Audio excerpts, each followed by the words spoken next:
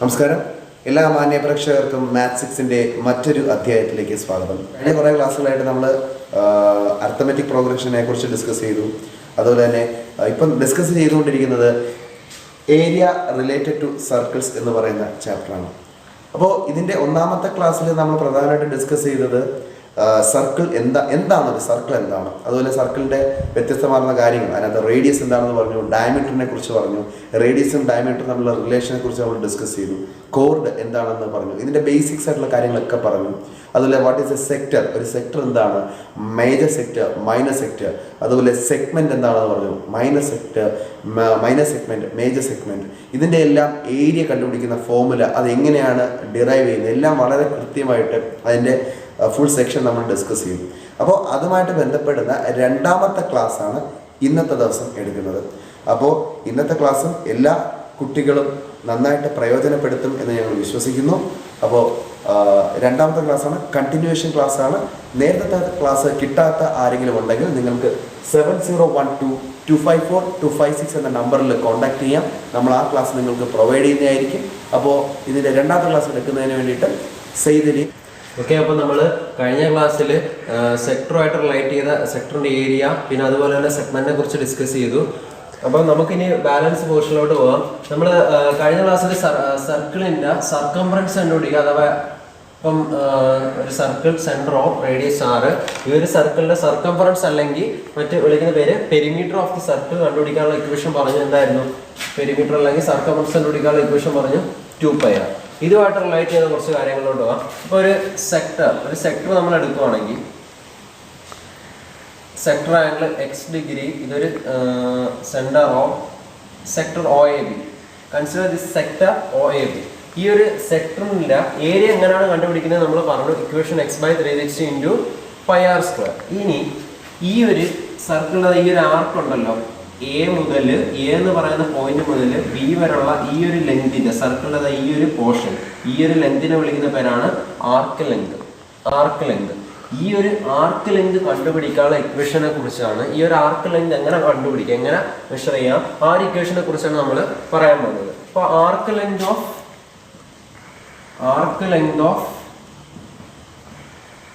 Circle with sector angle x degree equal to, അതായത് x degree sector angle ഉള്ള ഈ ഒരു സർക്കിളിന്റെ x ഡിഗ്രി ആംഗിളിന് കറസ്പോണ്ടിങ് ആയിട്ടുള്ള ആർക്കാണ് എ ബി. ആ ഒരു ആർക്കിന്റെ ലെങ്തിനെ കുറിച്ചാണ് നമ്മൾ പറയാൻ പോകുന്നത്. ഇപ്പോൾ ഒരു ഫുൾ സർക്കിൾ ആണെങ്കിൽ, ഇപ്പോൾ ഇതൊരു ഫുൾ സർക്കിളാണ്, ഈ ഒരു ഫുൾ സർക്കിളിന്റെ സെൻറ്ററായ O, ഇതിന്റെ അറൗണ്ട് ആയിട്ടുള്ള ആംഗിൾ എന്ന് പറയുന്നത്, ഫുൾ ആംഗിൾ എന്ന് പറയുന്നത് 360 ഡിഗ്രിയാണ്. അതായത് 360 ഡിഗ്രിക്ക് കറസ്പോണ്ടിങ് ആയിട്ടുള്ള സർക്കിൾ, അതായത് 360 ഡിഗ്രിക്ക് കറസ്പോണ്ടിങ് ആയിട്ടുള്ള സർക്കിളിന്റെ പെരിമീറ്റർ എന്ന് പറയുന്നത് 2πr ആണ്. സർക്കിളിന്റെ ആ ഒരു ടോട്ടൽ ലെങ്ത് എന്ന് പറയുന്നത് 2πr ആണ്. അപ്പം x ഡിഗ്രിക്ക് കറസ്പോണ്ടിങ് ആയിട്ടുള്ള സർക്കിളിന്റെ ആർക്ക് ലെങ്ത് ആണ് AB. അപ്പം നമുക്ക് ഇങ്ങനെ എഴുതാം, ഇതിന് കറസ്പോണ്ടിങ് ആയിട്ടുള്ള ലെങ്തിനെ നമുക്ക് ജസ്റ്റ് അതിന്റെ ലെങ്ത് നമുക്ക് AB എന്ന് ഇപ്പം വിളിക്കാം. ജസ്റ്റ് AB എന്ന് വിളിക്കുകയാണ്, ആർക്ക് ലെങ്ത് AB, ആർക്ക് AB എന്ന് വിളിക്കുകയാണ്, ആർക്ക് AB. അപ്പം ഈ ഒരു ആർക്ക് AB ഏത് ആംഗിളിന് കറസ്പോണ്ടിങ് ആണ്? x ഡിഗ്രി, സെക്ടർ ആംഗിളായ x ഡിഗ്രിക്ക് കറസ്പോണ്ടിങ് ആയിട്ടാണ് വരുന്നത്. ഇനി 2πr എന്ന് പറയുന്നത് സർക്കിളിന്റെ ഫുൾ പെരിമീറ്റർ അല്ലെങ്കിൽ സർക്കംഫറൻസ് ആണ്. അത് ഏത് ഡിഗ്രി? 360 ഡിഗ്രിയാണ് ഫുൾ ആംഗിൾ. അതായത് ഇവിടുത്തെ ആംഗിൾ എന്ന് പറയുന്നത് 360. അപ്പോൾ 360 കറസ്പോണ്ടിങ് ആയിട്ടുള്ള പെരിമീറ്റർ എന്ന് പറയുന്നത് സർക്കംഫറൻസ് എന്ന് പറയുന്നത് 2πr. x degree sector angle consider ചെയ്താൽ അതിന് കറസ്പോണ്ടിങ് ആയിട്ടുള്ള AB യുടെ ലെങ്തിനാണ് നമ്മൾ ആർക്ക് ലെങ്ത് AB എന്ന് വിളിക്കുന്നത്. അതാണ് ഡിവൈഡ് ചെയ്യുന്നത്. അപ്പോൾ എന്ത് വരും? Arc AB divide by 2πr equal to x/360. നമുക്ക് ആർക്ക് ലെങ്ത് ഓഫ് AB ആണ് വേണ്ടത്. Arc length of AB equal to x/360 into 2πr. ഇതായിരിക്കും ഇക്വേഷൻ. അപ്പം AB എന്ന് പറയുന്ന ഈ ഒരു ആർക്കിന്റെ length corresponding to this sector angle x degree equal to x by 360 into 2πr. നേരത്തെ നമ്മൾ സെക്ടർ ഏരിയ പറഞ്ഞപ്പോൾ എക്സ് ബൈ 360 ഇൻറ്റു സർക്കിളിന്റെ ടോട്ടൽ ഏരിയ πr സ്ക്വയർ ആണ് വരുന്നത്. അതുപോലെ അതിന് സമാനമായിട്ടൊരു ഇക്വേഷൻ ആണ് അതിന്റെ എക്സ് ഡിഗ്രി എന്ന് പറയുന്ന ആർക്ക് ലെങ്തിന് എക്സ് ഡിഗ്രി എന്ന് പറയുന്ന സെക്ടർ ആംഗിൾ കറസ്പോണ്ടിങ് ആയിട്ടുള്ള ആർക്ക് ലെങ്തിന്റെ ഇക്വേഷനും അതുപോലെ തന്നെ എക്സ് ബൈ 360 ഇൻറ്റു 2πr ആയിട്ട് വരും. ഇതായിരിക്കും ആർക്ക് ലെങ്ത്. ഇത് നമുക്ക് വേണമെങ്കിൽ ഇതിപ്പോൾ മൈനർ ആർക്കാണ്. ഇപ്പോൾ മേജർ ആർക്ക് പറയുകയാണെങ്കിൽ നമുക്ക് എങ്ങനെ കണ്ടുപിടിക്കാം? അതായത് ഈ ഒരു ബാലൻസ് പോർഷൻ ഇത്രയും പോർഷന്റെ ലെങ്ത് കണ്ടുപിടിക്കാം. ഇതിപ്പോൾ മൈനർ ആർക്കാണ്, ചെറിയ ആർക്ക് ലെങ്ത് ആണ്. അപ്പോൾ മേജർ ആർക്ക് ലെങ്ത് കണ്ടുപിടിക്കണമെങ്കിൽ ഇത് കണ്ടുപിടിക്കണമെങ്കിൽ എന്ത് ചെയ്താൽ മതി? ടോട്ടൽ ഇതിന്റെ ലെങ്ത് കണ്ടുപിടിക്കണമെങ്കിൽ എന്ത് ചെയ്താൽ മതി? ടോട്ടൽ ലെങ്ത് എന്ന് പറയുന്നത് സർക്കംഫറൻസ് അല്ലെ പെരിമീറ്റർ ആണ്. മൊത്തം എന്ന് പറയുന്നത് ഫുൾ എന്ന് പറയുന്നത് 2πr ആണ്. ആ 2πrൽ നിന്നും ഈ ഒരു എക്സ് ബൈ 360 ഇൻറ്റു 2πr ഇതെന്ന് പറയുന്ന മൈനർ ആർക്ക് ലെങ്ത് ആണ്. എ ബിയുടെ ഇവിടം തൊട്ട് ഇവിടം വരെയുള്ള ആർക്കിന്റെ ലെങ്ത് കണ്ടുപിടിക്കാനുള്ള ഫോർമുലയാണ് ഇത്. ടോട്ടൽ എന്ന് പറയുന്നത് 2πr ആണ്. ആ 2πrൽ നിന്നും ഈ ഒരു എക്സ് ബൈ 360 ഇൻറ്റു 2πr കുറയ്ക്കുമ്പോൾ ഈ ഒരു മേജർ ആർക്കിന്റെ ലെങ്ത് നമുക്ക് കണ്ടുപിടിക്കാൻ പറ്റും. ഓക്കെ, അപ്പോൾ രണ്ട് ക്ലിയർ ആയല്ലോ. ഇപ്പം ഇതെന്ന് പറയുന്നത് മൈനർ ആർക്കാണ് A B X by 360 into 2πr. Total എന്ന് പറയുന്നത് 2πr ആണ്. ആ 2πrൽ നിന്നും മൊത്തം സർക്കിളിന്റെ ചുറ്റളവ് അല്ലെ സർക്കംഫറൻസ് എന്ന് പറയുന്നത് 2πr ആണ്. അതിൽ നിന്നും ഈ ഒരു മൈനർ ആർക്കിന്റെ ലെങ്തായ x by 360 into 2πr subtract ചെയ്ത് കഴിഞ്ഞാൽ നമുക്ക് മേജർ ആർക്കിന്റെ ലെങ്ത് കണ്ടുപിടിക്കാൻ പറ്റും. ഇത്രയാണ് ഇതിന്റെ പ്രധാനപ്പെട്ട പോർഷൻസ്, തിയറി ഭാഗം. അപ്പോൾ ഈ ഒരു സർക്കിളിന്റെ പെരിമീറ്റർ, ഒരു സർക്കിളിന്റെ ഫുൾ ലെങ്ത് ആണ്. മൊത്തം ലെങ്തിനാണ് പെരിമീറ്റർ എന്ന് വിളിക്കുന്നത്. അതെന്ന് പറയുന്നത് അല്ലെങ്കിൽ സർക്കംഫറൻസ് എന്നോ പെരിമീറ്റർ തന്നെയാണ് സർക്കംഫറൻസ് സർക്കിൾ, അതാണ് 2πr. ഇനി ആ സർക്കിളിന്റെ ഒരു സെക്ടർ കൺസിഡർ ചെയ്തിട്ട് ആ ഒരു സെക്ടറിന്റെ ആംഗിൾ ആണ് എക്സ് ഡിഗ്രി ആണ് സെക്ടർ ആംഗിൾ. ആ ഒരു സെക്ടർ ആംഗിൾ കറസ്പോണ്ടിങ് ആയിട്ടുള്ള സർക്കിളിന്റെ ഇത്രയും പോർഷൻ എ ബി എന്ന് വെച്ചോ. ഈ ഒരു പോർഷൻ ഇത്രയും പോർഷന്റെ ലെങ്ത് മാത്രം ഫുൾ എടുക്കുന്നില്ല. ഫുൾ എടുക്കുമ്പോൾ അത് 2πr ആണ്. ഈ ഒരു ഇത്രയും ഈ ഒരു എ എന്ന് പറയുന്ന പോയിന്റ് തൊട്ട് ഇവിടെ നിന്ന് മൂവ് ചെയ്ത് ബി എന്ന് പറയുന്ന പോയിന്റ് വരെയുള്ള ഇത്രയും പോർഷന്റെ ലെങ്ത് മാത്രം എടുക്കുകയാണെങ്കിൽ അത് കണ്ടുപിടിക്കാനുള്ള ഇക്വേഷൻ ആണ് ആർക്ക് ലെങ്ത് എ ബി. കണ്ടുപിടിക്കാനുള്ള ഇക്വേഷൻ ആണ് X by 360 into 2πr. Total 2πr. ഇത്രയും പോർഷൻ മാത്രം X by 360 into 2πr. X എന്ന് വെച്ചാൽ ഈ ഒരു സെക്ടറിന്റെ ആംഗിൾ, ആ ആംഗിൾ കറസ്പോണ്ടിങ് ആയിട്ടുള്ള ലെങ്ത് ആണ് ആർക്ക് ലെങ്ത് എ ബി. രണ്ട് നോക്കിച്ചോളൂ. ഇതെന്ന് പറയുന്നത് 2πr എന്ന് വെച്ചാൽ ഫുൾ സർക്കിളിന്റെ ആണ്. ആർക്ക് ലെങ്ത് എ ബി എന്ന് വെച്ചാൽ ആ ഒരു സെക്ടറിന്റെ ആംഗിൾ കറസ്പോണ്ടിങ് ആയിട്ടുള്ള ലെങ്ത് മാത്രം. ഇതൊരു സർക്കിളിന്റെ ഒരു പോർഷൻ മാത്രമാണ്. ഓക്കെ, അപ്പൊ നമുക്ക് ഫസ്റ്റ് ഒരു പ്രോബ്ലത്തിലോട്ട് നോക്കാം. ഒരു സിമ്പിൾ പ്രോബ്ലം ആണ്. If the perimeter and the area of a circle are numerically equal, then the radius of the circle is. അപ്പം ഒരു സർക്കിളിൻ്റെ സെന്റർ റേഡിയസ് ആണ്. ഒരു സർക്കിളിൻ്റെ പെരിമീറ്ററും ഏരിയയും സെയിം ആണ്. ഒരു സർക്കിളിൻ്റെ പെരിമീറ്റർ ചുറ്റളവ്, ഈ സർക്കിളിന്റെ ചുറ്റളവ് അല്ലെ സർക്കംഫറൻസ് അല്ലെ പെരിമീറ്റർ എന്തിന് ഈക്വൽ ആണ്? ആ സർക്കിളിന്റെ ഏരിയക്ക് സെയിം ആണ്. അപ്പം area of circle which is equal to perimeter of circle എന്ന് എഴുതാൻ പറ്റും. ഏരിയയുടെ ഇക്വേഷൻ നമുക്കറിയാം, πr². അതുപോലെ അതെന്തിന് തുല്യമായിരിക്കും? Equal to perimeter of circle. അതെന്താണ്? പെരിമീറ്റർ 2πr എന്ന് നമ്മൾ പഠിച്ചു. അപ്പോൾ πr² ഈക്വൽ ടു 2πr. ഇനി ഇതിനകത്ത് നമുക്ക് പൈയും എന്ത് ചെയ്തോളാം? ക്യാൻസൽ ചെയ്യാം. ഒരു റേഡിയസും ഈ ഒരു ഇതും ക്യാൻസൽ ചെയ്യാം. Balance r is equal to 2 എന്ന് വരും. 2 യൂണിറ്റ് എന്ന് എഴുതാം. 2 യൂണിറ്റ് എളുപ്പമാണ്, സിമ്പിൾ ആയിട്ടുള്ള ഒരു പ്രോബ്ലം ആണ്. അപ്പം നമുക്ക് റേഡിയസ് എത്ര കിട്ടി? 2 യൂണിറ്റ് എന്ന് കിട്ടി. അപ്പൊ റേഡിയസ് 2 യൂണിറ്റ് ആകുന്ന സമയത്ത്, ഒരു സർക്കിളിന്റെ റേഡിയസ് 2 യൂണിറ്റ് ആകുന്ന സമയത്ത് 2 സെന്റിമീറ്റർ ആകാം, 2 മീറ്റർ ആകാം, 2 മില്ലിമീറ്റർ എന്താകാം, 2 യൂണിറ്റ് ആകുന്ന സമയത്ത് ആ സർക്കിളിന്റെ ഏരിയ എന്തിന് ഈക്വൽ ആയിരിക്കും? ഏരിയയും പെരിമീറ്ററും സെയിം വാല്യൂ ആയിരിക്കും. അപ്പൊ നമുക്ക് അടുത്ത പ്രോബ്ലത്തിലോട്ട് പോവാം. അപ്പം രണ്ടാമത്തെ question, the radius of 2 circles are 19 centimetre and 9 centimetre respectively. Find the radius of the circle which has circumference equal to the sum of the circumference of 2 circles. ഇവിടെ 2 സർക്കിൾസ് തന്നിട്ടുണ്ട്. ഒന്നാമത്തെ സർക്കിളിന്റെ റേഡിയസ് എന്ന് പറയുന്നത് 19 സെന്റിമീറ്റർ ആണ്. രണ്ടാമത്തെ സർക്കിളിന്റെ radius എന്ന് പറയുന്നത് 9 സെന്റിമീറ്റർ ആണ്. ഇങ്ങനെ രണ്ട് സർക്കിളാണ് തന്നേക്കുന്നത്. ഒന്നാമത്തെ സർക്കിളിന്റെ സർക്കംഫറൻസ് എന്ന് റേഡിയസ് എന്ന് പറയുന്നത് 19 സെന്റിമീറ്ററും രണ്ടാമത്തെ സർക്കിളിന്റെ റേഡിയസ് എന്ന് പറയുന്നത് 9 സെന്റിമീറ്ററും ആണ്. ഇനി മൂന്നാമതൊരു സർക്കിള് ഫോം ചെയ്യുന്നു. Find the radius of the circle which has circumference equal to the sum of the circumference of two circles. മറ്റൊരു സർക്കിൾ ഉണ്ട്. ഈ സർക്കിളിന്റെ പ്രത്യേകത എന്ന് പറയുന്നത് ഇതിന്റെ സർക്കംഫറൻസ് അഥവാ ഇതിന്റെ പെരിമീറ്റർ, ഇതിന്റെ ചുറ്റളവ്, ഇതിന്റെ പെരിമീറ്റർ എന്ന് പറയുന്നത് ഇതിന്റെ സർക്കംഫറൻസിന്റെയും ഇതിന്റെ പെരിമീറ്ററിന്റെയും സമ്മിന് തുല്യമായിരിക്കും ഈ മൂന്നാമത് പറയുന്ന സർക്കിളിന്റെ പെരിമീറ്റർ. അതാണ് കണ്ടീഷൻ. അത് വെച്ചിട്ട് ഈ മൂന്നാമത് പറയുന്ന സർക്കിളിന്റെ റേഡിയസ് എന്തായിരിക്കും എന്ന് കണ്ടുപിടിക്കണം. അപ്പം ഇതിന്റെ സിമ്പിൾ ആയിട്ട് ഇതിന്റെ പെരിമീറ്ററിന്റെ ഇക്വേഷൻ, ജനറലി സർക്കിളിന്റെ പെരിമീറ്റർ കണ്ടുപിടിക്കാനുള്ള ഇക്വേഷൻ റേഡിയസിന്റെ ടൈമിൽ എന്താണ് 2πr ആണ്. അപ്പൊ അത് വെച്ചിട്ട് ഈ ഒരു സർക്കിളിന്റെ പെരിമീറ്റർ കണ്ടുപിടിക്കാനുള്ള ഇക്വേഷൻ 2π ഇൻറ്റു റേഡിയസിന് വരെ 90 വരും. അപ്പം 2π ഇൻറ്റു 90 വരും. ഇതിന്റെ എന്ത് വരും? അതേപോലെ തന്നെ ഇതിന്റെ 2π ഇൻറ്റു 9 വരും അല്ലേ? അപ്പൊ ഇതിന്റെ എന്ത് വരും?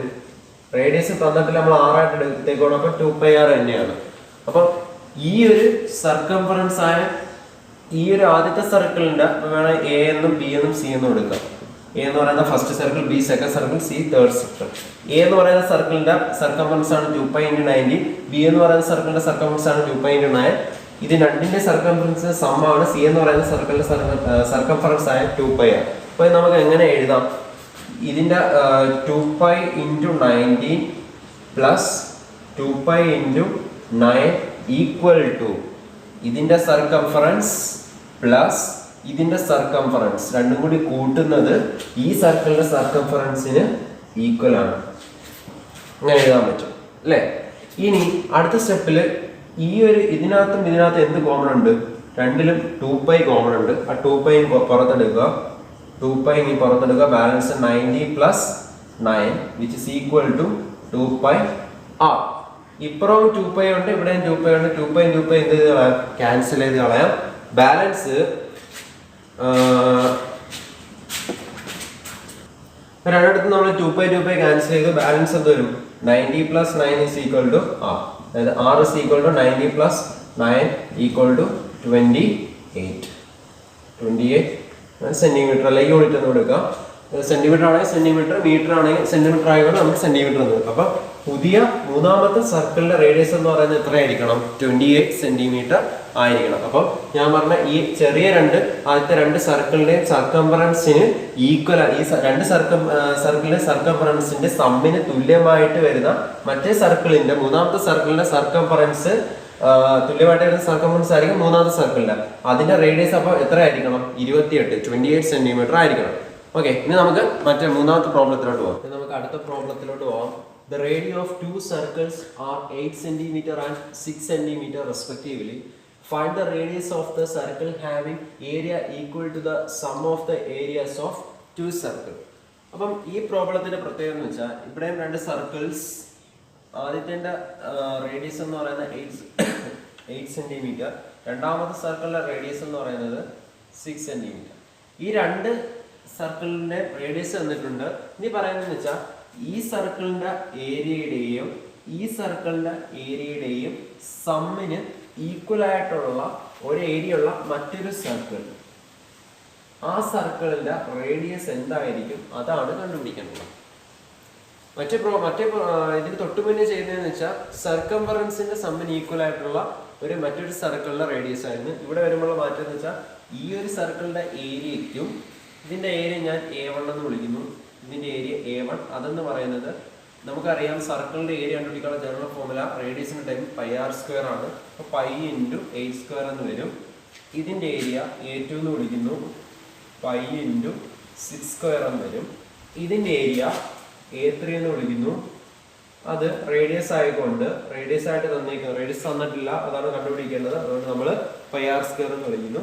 അപ്പം ഈ സർക്കിളിന്റെ ഏരിയയുടെയും ഈ സർക്കിളിന്റെ ഏരിയയുടെ സമ്മിന് ഈക്വൽ ആയിരിക്കും ഈ സർക്കിളിന്റെ ഏരിയ. അപ്പം ഈ A1 പ്ലസ് A2വിന്റെ സമ്മിന് ഈക്വൽ ആയിരിക്കണം A3. ഇപ്പൊ A1 എന്ന് പറയുന്നത് π ഇൻറ്റു 8 സ്ക്വയർ പ്ലസ് A2 എന്ന് പറയുന്നത് pi into 6 square equal to A3 pi into R square. ഇവിടെ നമ്മൾ പൈ എന്ത് ചെയ്യാം, കോമൺ എടുക്കാം, ബാലൻസ് അകത്ത് 8 square plus 6 square equal to pi r square.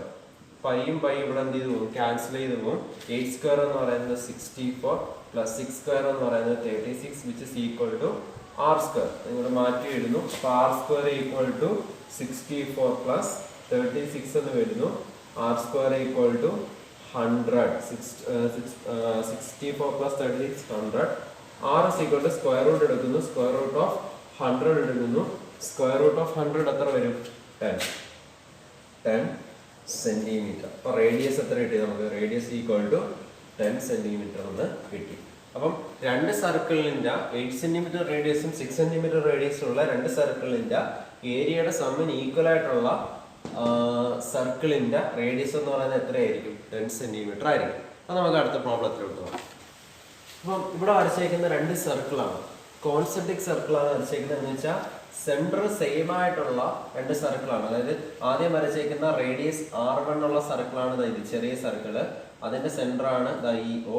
ആ സെയിം സെന്ററുള്ള സർക്കിൾ തന്നെയാണ് ഈ വലിയ സർക്കിളും, റേഡിയസ് R2. രണ്ട് സർക്കിളിന്റെയും സെന്റർ സെയിം ആണ്, അതുകൊണ്ടാണ് കോൺസെൻട്രിക് സർക്കിൾ എന്ന് വിളിക്കുന്നത്. ഓക്കെ, അപ്പം ആദ്യം പറഞ്ഞ നമുക്കിതാ ഈ ഒരു പോർഷൻ കണ്ടോ, ഞാൻ ജസ്റ്റ് ഒന്ന് ഷെയ്ഡ് ചെയ്യാം. ഈ ഷെയ്ഡ് ചെയ്ത പോർഷന്റെ ഏരിയ മാത്രം മതി നമുക്ക് കണ്ടുപിടിക്കണം. ഈ രണ്ട് സർക്കിളിൽ ഈ ഷെയ്ഡ് ചെയ്ത പോർഷന്റെ മാത്രം ഏരിയ കണ്ടുപിടിക്കണമെങ്കിൽ എന്ത് ചെയ്യണമെന്ന് നോക്കാം. അപ്പം ഈ ഒരു ഷെയ്ഡ് പോർഷന്റെ ഏരിയ കാണണമെങ്കിൽ എന്ത് ചെയ്യണം? ഫുൾ സർക്കിളിന്റെ ഏരിയ എത്ര വരും? വലിയ സർക്കിളിന്റെ റേഡിയസ് R2 ആണ്. അപ്പോൾ വലിയ സർക്കിളിന്റെ ഏരിയ എന്ന് പറയുന്നത് പൈ R2 സ്ക്വയർ ആയിരിക്കും. ഫുൾ സർക്കിളിന്റെ ഏരിയ എന്ന് പറയുന്നത് പൈ R2 സ്ക്വയർ ആയിരിക്കും ഫുൾ സർക്കിളിന്റെ ഏരിയ. ആ ഫുൾ സർക്കിളിന്റെ ഏരിയയിൽ നിന്നും അകത്തെ സർക്കിളായ R1 റേഡിയസ് ഉള്ള അകത്തെ സർക്കിളിന്റെ ഏരിയ സബ്ട്രാക്ട് ചെയ്ത് കളഞ്ഞാൽ ഈ അകത്തെ സർക്കിളിന്റെ ഈ ഒരു ഏരിയ സബ്ട്രാക്ട് ചെയ്ത് കുറച്ച് കഴിഞ്ഞാൽ നമുക്ക് എന്ത് കിട്ടും? ഈ ഷെയ്ഡഡ് പോർഷന്റെ ഏരിയ കിട്ടും. ഈ അകത്തെ സർക്കിളിൽ R1 റേഡിയസ് ഉള്ളതാണ്, അതിന്റെ ഏരിയ എത്ര വരും? Pi R1 square. അപ്പൊ നമുക്ക് area of shaded portion equal to pi R2 square minus pi R1 square. പൈ കോമൺ എടുക്കുന്നു, balance pi R2 square minus R1 square. ഇതായിരിക്കും ഫോർമുല. അപ്പോൾ വലിയ സർക്കിളിന്റെ റേഡിയസിന്റെ സ്ക്വയർ മൈനസ് ചെറിയ സർക്കിളിന്റെ റേഡിയസിന്റെ സ്ക്വയർ ഇൻറ്റു പൈ കൊണ്ട് മൾട്ടിപ്ലൈ ചെയ്ത് കിട്ടും. ഷെയ്ഡ് പോർഷന്റെ ഏരിയ കിട്ടും. ജസ്റ്റ് ഒന്ന് നോട്ട് ചെയ്ത് വെച്ചേക്കും. ഓക്കെ, ഇപ്പം നമ്മൾ സർക്കിളിനെ കുറിച്ച് പറഞ്ഞു. സർക്കുലർ ഷേപ്പിലുള്ളതാണ് വീലൊക്കെ. നമ്മൾ വെഹിക്കിൾസിന്റെ വീലൊക്കെ എന്ന് പറയുന്നത് സർക്കുലർ ഷേപ്പിൽ ഇരിക്കുന്നതാണ്. ജസ്റ്റ് ഞാൻ ഒരു വീല് വരച്ചു, സർക്കിൾ ഷേപ്പിലാണ് വീല് ഇരിക്കുന്നത്. എന്നിട്ട് 4 പോയിന്റ്സ് മാർക്ക് ചെയ്തു, A, B, C, D. ആ വീലിന്റെ സെന്റർ എന്ന് പറയുന്നത് ഇതാണ്, O എന്ന് മാർക്ക് ചെയ്തു. ആ വീലിന്റെ റേഡിയസ് ആണ് OB. R എന്ന് സ്മാൾ ലെറ്റർ R കൊണ്ട് മാർക്ക് ചെയ്തു. ഇനി ഈ വീല് റൊട്ടേറ്റ് ചെയ്യുന്ന സമയത്ത്, മൂവ് ചെയ്യുന്ന സമയത്ത് ഇതിപ്പം ഈ ഒരു ഡയറക്ഷനിൽ മൂവ് ചെയ്യാണ്. ADCBA ഈ ഒരു ഡയറക്ഷനിൽ വീല് റൊട്ടേറ്റ് ചെയ്യുകയാണ്. അപ്പൊ ഈ ഡയറക്ഷൻ റൊട്ടേറ്റ് ചെയ്യുന്നു. അപ്പോഴ് ഫസ്റ്റ് ഈ ഒരു പോയിന്റിൽ, ആദ്യത്തെ സമയത്ത് ഈ ഒരു പോയിന്റിലാണ് ഇത് ഗ്രൗണ്ടിൽ സർഫസിൽ ഈ ഒരു പോയിന്റിലാണ് ഈ വീല് ടച്ച് ചെയ്തിരിക്കുന്നത്.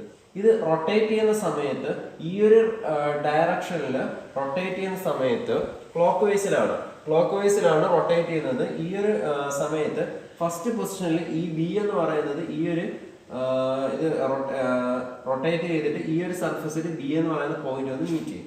അടുത്ത കുറച്ച് സമയം കഴിയുമ്പോൾ സി എന്ന് പറയുന്ന ഈ ഒരു പോയിന്റ് വന്നിട്ട് ഈ ഒരു സർഫസിൽ മീറ്റ് ചെയ്യും. കുറച്ച് സമയം കഴിയുമ്പോൾ ഡി എന്ന് പറയുന്ന പോയിന്റ് ഇവിടെ മീറ്റ് ചെയ്യും. അവസാനം ഒരു കംപ്ലീറ്റ് റൊട്ടേഷനിൽ എത്തുമ്പോൾ എ എന്ന് പറയുന്ന പോയിന്റ് ഈ ഒരു പോയിന്റിൽ മീറ്റ് ചെയ്യും. അതായത് ഒരു കംപ്ലീറ്റ് റൊട്ടേഷൻ എന്ന് വെച്ച് കഴിഞ്ഞാൽ ഈ ഒരു സർക്കുലർ ഷേപ്പിലിരിക്കുന്ന വീലിനെ നമ്മളിപ്പം കട്ട് ചെയ്തിട്ട് നൂത്ത് വെച്ചാൽ എങ്ങനെ ഇരിക്കും, അത്രയും ഡിസ്റ്റൻസ് ആയിരിക്കും ഒരു കംപ്ലീറ്റ് റൊട്ടേഷനിൽ ആ വീല് കവർ ചെയ്യുന്ന ഡിസ്റ്റൻസ്.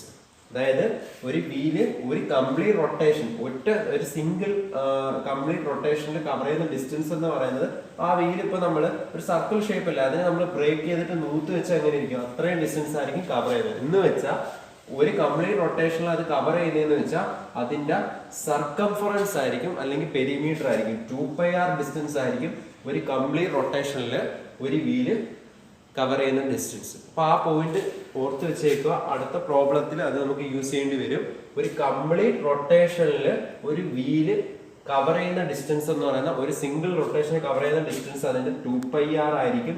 എന്ന് വെച്ചാൽ പെരിമീറ്റർ അല്ലെങ്കിൽ സർക്കംഫറൻസിന് ഈക്വൽ ആയിരിക്കും. 2πr ഡിസ്റ്റൻസ് ആയിരിക്കും കവർ ചെയ്യുന്ന ഈ പോയിന്റ് ഓർത്ത് വെച്ചേക്കുക.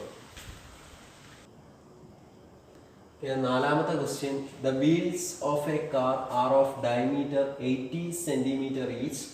How many complete revolution does each wheel make in 10 minutes when a car is traveling at a speed of 66 km/h? എന്താണ് അപ്പോൾ ഒരു കാറ് അതിന്റെ വീലിന്റെ ഡയമീറ്റർ എന്ന് പറയുന്നത്, ഒരു കാറിന്റെ വീലിന്റെ ഡയമീറ്റർ എന്ന് പറയുന്നത് 80 സെന്റിമീറ്റർ ആണ്, 80 സെന്റിമീറ്റർ ആണ് ഡയമീറ്റർ. ഇനി ആ wheel how many complete revolution does each wheel make in 10 minutes? ആ 80 സെന്റിമീറ്റർ ഡയമീറ്റർ ഉള്ള ഈ ഒരു കാറിന്റെ വീല് 10 മിനിറ്റ് കൊണ്ട് എത്രത്തോളം ടൈംസ് റൊട്ടേറ്റ് ചെയ്യും, അതാണ് കണ്ടുപിടിക്കേണ്ടത്. നമുക്ക് തന്നേക്കുന്ന ആകെയുള്ളൊരു കാര്യം എന്ന് വെച്ചാൽ when a car is traveling at a speed of 66 km/h, ആ ഒരു കാറിന്റെ വേഗത തന്നിട്ടുണ്ട്, സ്പീഡ് തന്നിട്ടുണ്ട്. എത്രയാണ്? 66 km/h ആണ് കാറിന്റെ വേഗത. അപ്പം ആ ഒരു കാറിന്റെ വേഗത 66 km/h ആണെന്ന് തന്നിട്ടുണ്ട്. അതുപോലെ തന്നെ കാറിന്റെ വീല് അതിന്റെ ഡയമീറ്റർ 80 സെന്റിമീറ്റർ ആണെന്ന് പറഞ്ഞിട്ടുണ്ട്. Diameter d is equal to 80 centimetre. Diameter 50 radius എത്ര ആവും? Radius equal to 80 divide by 2 equal to 40 centimetre ആയിരിക്കും കാറിന്റെ വീലിന്റെ റേഡിയസ്. അപ്പൊ റേഡിയസ് 40 സെന്റിമീറ്റർ ആയിരിക്കും. r is equal to 40 centimetre. അപ്പോഴ് ഇതിന്റെ കാറിന്റെ വേഗത സ്പീഡും തന്നിട്ടുണ്ട് 66 km/h. അതായത് വേഗതയുടെ അർത്ഥം എന്ന് വെച്ചാൽ, വേഗത സ്പീഡ് കൊണ്ട് ഉദ്ദേശിക്കുന്നതെന്ന് വെച്ചാൽ ആ കാറ് 1 മണിക്കൂർ കൊണ്ട് 1 hour സഞ്ചരിക്കുന്ന ദൂരം എന്ന് പറയുന്നത് 66 km ആണ്. ആ കാറ് 1 മണിക്കൂറിൽ 66 km/h ആണ്. അതായത് 1 മണിക്കൂറിൽ കാർ സഞ്ചരിക്കുന്ന ദൂരം 66 km. 1 hour ട്രാവൽ ചെയ്യുന്ന ഡിസ്റ്റൻസ് 66 km ആണ്. നമുക്ക് കണ്ടുപിടിക്കാനുള്ള റൊട്ടേഷൻ എന്ന് പറയുന്നത് എത്ര മിനിറ്റിലാണ്? 10 മിനിറ്റിൽ എത്രത്തോളം റൊട്ടേറ്റ് ചെയ്യും എന്നാണ് നമുക്ക് കണ്ടുപിടിക്കേണ്ടത്. അപ്പൊ ആദ്യം നമുക്ക് ചെയ്യണമെന്ന് വെച്ചാൽ 10 മിനിറ്റിൽ ആ കാർ എത്രത്തോളം ദൂരം സഞ്ചരിക്കുമെന്ന് കാൽക്കുലേറ്റ് ചെയ്യണം. 10 മിനിറ്റിൽ സമയം കൊണ്ട് ആ കാർ എത്രത്തോളം ദൂരം സഞ്ചരിക്കുമെന്ന് കാൽക്കുലേറ്റ് ചെയ്യണം.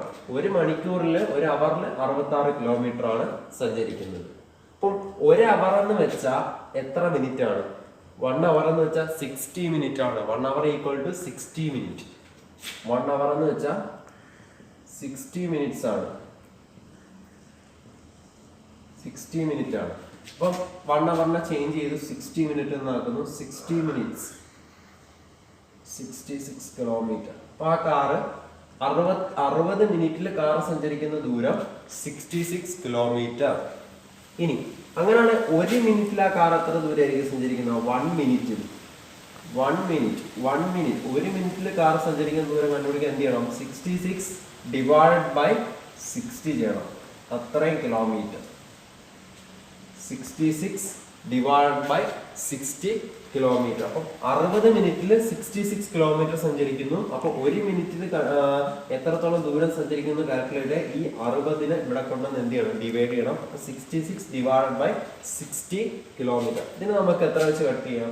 6 വെച്ച് കട്ട് ചെയ്യുമ്പോൾ 1 മിനിറ്റിൽ കാർ ട്രാവൽ ചെയ്യുന്ന ഡിസ്റ്റൻസ് എന്ന് പറയുന്നത് എത്രയായിട്ട് കിട്ടും? 1 മിനിറ്റിൽ 11/10 കിലോമീറ്റർ എന്ന് നമുക്ക് കിട്ടും 1 മിനിറ്റിൽ. അപ്പൊ 1 മിനിറ്റിൽ ആ കാർ ട്രാവൽ ചെയ്യുന്ന ഡിസ്റ്റൻസ് 11/10 കിലോമീറ്റർ 1 മിനിറ്റ്. അപ്പോൾ അങ്ങനെയാണെങ്കിൽ 10 മിനിറ്റിൽ നമുക്ക് ചോദ്യത്തിൽ എത്ര മിനിറ്റിലാണ്? 10 മിനിറ്റ് ആണ്. അപ്പൊ 10 മിനിറ്റിൽ എത്രത്തോളം ആ കാർ എത്രത്തോളം ഡിസ്റ്റൻസ് ആ കാർ ട്രാവൽ ചെയ്യും? അപ്പൊ 1 മിനിറ്റിൽ 11/10 കിലോമീറ്റർ. അപ്പൊ 10 മിനിറ്റിലാകുമ്പോൾ 10 കൊണ്ട് മൾട്ടിപ്ലൈ ഉണ്ട്. അപ്പൊ 10 മിനിറ്റ് ആകുമ്പോൾ ഈ സൈഡ് എന്ത് ചെയ്യണം? ഇവിടെ നമ്മൾ 10 കൊണ്ട് മൾട്ടിപ്ലൈ ചെയ്താണ് 10 മിനിറ്റ് ഇടുന്നത്. ഈ സൈഡ് 10 കൊണ്ട് മൾട്ടിപ്ലൈ ആണ്. അപ്പൊ 10 × 11/10 കിലോമീറ്റർ ട്രാവൽ ചെയ്യും. 10 ക്യാൻസൽ ആവും. 10 മിനിറ്റിൽ കാർ ട്രാവൽ ചെയ്യുന്ന ദൂരം എന്ന് പറയുന്നത് 11 കിലോമീറ്റർ ആണ്. 10 മിനിറ്റിൽ കാർ ട്രാവൽ ചെയ്യുന്ന ഡിസ്റ്റൻസ് 11 കിലോമീറ്റർ ആണ്. ഓക്കെ, ഒരു സെക്ഷൻ ക്ലിയർ ആണല്ലോ.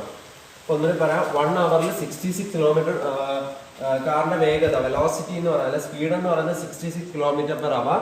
അപ്പോൾ കാർ 1 മണിക്കൂർ 1 അവറിൽ ട്രാവൽ ചെയ്യുന്ന ഡിസ്റ്റൻസ് 66 കിലോമീറ്റർ. 60 മിനിറ്റിൽ 1 അവർ മീൻസ് 60 മിനിറ്റ്. 60 മിനിറ്റിൽ ട്രാവൽ ചെയ്യുന്ന ഡിസ്റ്റൻസ് 66 കിലോമീറ്റർ. 1 മിനിറ്റ് ആകുമ്പോഴത്തേക്ക് 66 ഡിവൈഡ് ബൈ 60 കിലോമീറ്റർ. അപ്പോൾ 1 മിനിറ്റിൽ കട്ട് ചെയ്യുമ്പോൾ 11/10 കിലോമീറ്റർ. അപ്പോൾ 1 മിനിറ്റിൽ 11/10 കിലോമീറ്റർ. അപ്പോൾ 10 മിനിറ്റിലോട്ട് ആകുമ്പോൾ 10 മിനിറ്റിൽ 10 കൊണ്ട് മൾട്ടിപ്ലൈ ചെയ്യണം. അപ്പോൾ 10 × 11/10 കിലോമീറ്റർ. 10 10 ക്യാൻസൽ ആവും. അപ്പോൾ 10 മിനിറ്റിൽ എത്രയായിട്ട് വരും? 11 കിലോമീറ്റർ എന്ന് വരും. അപ്പോൾ ആ കാറ് 10 മിനിറ്റിൽ സഞ്ചരിക്കുന്ന ദൂരം എന്ന് പറയുന്നത് 11 കിലോമീറ്റർ ആണ്. ഈ ഒരു സ്പീഡിൽ 66 കിലോമീറ്റർ പെർ അവറിൽ സഞ്ചരിക്കുന്ന ദൂരം 11 കിലോമീറ്റർ ആണ്. ഓക്കെ, ഇനി നമുക്ക് ആ ഒരു കാറിന്റെ വീല് ഒരു വട്ടം റൊട്ടേറ്റ് ചെയ്യുമ്പോൾ എത്ര ഡിസ്റ്റൻസ് ട്രാവൽ ചെയ്യുന്നത് കാൽക്കുലേറ്റ് ചെയ്യാം. ഒരു വട്ടം റൊട്ടേറ്റ് ചെയ്യുമ്പോൾ അത് ട്രാവൽ ചെയ്യുന്നത് നേരത്തെ പറഞ്ഞു, തൊട്ട് മുന്നേ പറഞ്ഞു, 2πr ഡിസ്റ്റൻസ്. ഒരു കംപ്ലീറ്റ് റൊട്ടേഷനിൽ, റെവല്യൂഷനിൽ ആ വീല് ട്രാവൽ ചെയ്യുന്ന ഡിസ്റ്റൻസ് എന്ന് പറയുന്നത് 2πr ആയിരിക്കും. അത് നമുക്ക് കണ്ടുപിടിക്കാം. The distance travelled in 1 rotation equal to 2πr is equal to 2π into radius എത്രയാണ്? 40 ആണ്. 40 അപ്പം മൾട്ടിപ്ലൈ ചെയ്യുമ്പോൾ 40 × 2 80 പൈ സെന്റിമീറ്റർ എന്ന് വരും. 80 പൈ സെന്റിമീറ്റർ. അപ്പൊ ആ കാറ് ഒരു റൊട്ടേഷനിൽ, ഒരൊറ്റ റൊട്ടേഷൻ, സിംഗിൾ റൊട്ടേഷനിൽ ആ കാറ് ട്രാവൽ ചെയ്യുന്ന ഡിസ്റ്റൻസ് എന്ന് പറഞ്ഞാൽ 80 പൈ സെന്റിമീറ്റർ ആണ്.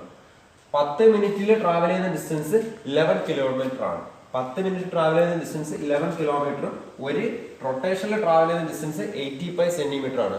അങ്ങനെയാണെങ്കിൽ 10 മിനിറ്റ് എത്രത്തോളം റൊട്ടേഷൻ ഉണ്ടെന്ന് ചോദിച്ചു കഴിഞ്ഞാൽ, ഇതേപോലെ ഒരു റൊട്ടേഷനിൽ 80 പൈ സെന്റിമീറ്റർ വെച്ചിട്ട്, ഒരു റൊട്ടേഷനിൽ 80 പൈ സെന്റിമീറ്റർ വെച്ചിട്ട് എത്രയോ റൊട്ടേഷൻസ് ചേർന്നിട്ടാണ് 10 മിനിറ്റിൽ എന്തായിട്ട് മാറുന്നത്? 11 കിലോമീറ്റർ ആയിട്ട് മാറുന്നത്.